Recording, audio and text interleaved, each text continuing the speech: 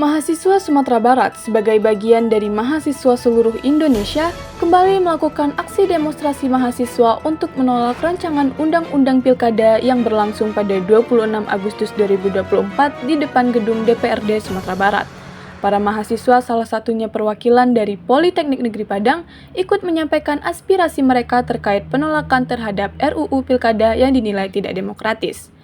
Lalu bagaimana tanggapan dan alasan mahasiswa menolak keras RUU Pilkada 2024 ini? Berikut pernyataan Salsabila Hibatullah selaku Kementerian PSDM BMKM PNP Kabinet Eskalasi Juang. Tanggapan Saudari Bella mengenai RUU Pilkada yang baru-baru ini diisukan. Ya, terkait dengan RUU Pilkada yang diisukan saat ini, itu merupakan upaya dari DPR untuk menganulir putusan dari MK. Yang sebenarnya putusan MK ini bersifat mengikat dan mutlak, yang mana keputusan ini tidak bisa diganggu-gugat. Tapi itu diadakannya RUU Pilkada itu upaya dari DPR untuk menganulir putusan MK tersebut. Saudari Bella sendiri termasuk yang pro terhadap RUU Pilkada tersebut atau yang kontra? Dari saya sendiri termasuk yang kontra kepada RUU Pilkada gitu.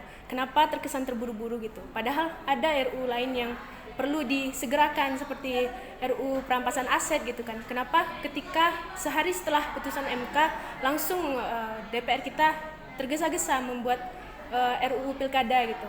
Nah, itu jadi pandangan negatif lah bagi khalayak umum, bagi masyarakat Indonesia terutamanya. Kenapa kok tiba-tiba mendadak gitu? Kalau alasan pribadi Saudari Bella mengenai RUU Pilkada ini bagaimana? Kalau alasan pribadi, gini ya, takutnya kita melihat dari yang sebelumnya.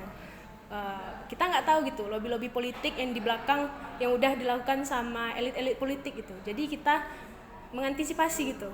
Seperti yang kemarin ini, seperti pemilihan presiden gitu ya, masih panas-panasnya gitu.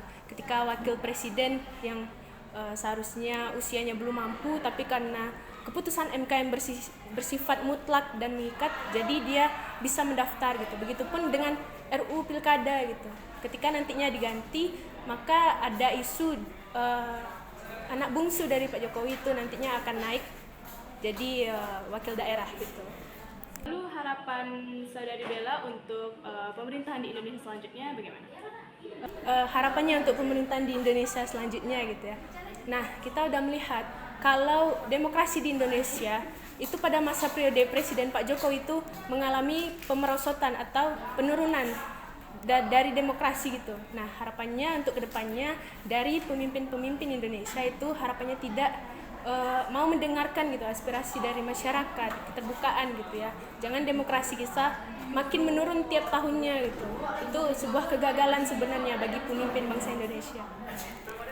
Terima kasih Saudara Bella atas tanggapannya dan kita harap Indonesia sama-sama memiliki pemerintahan yang bagus.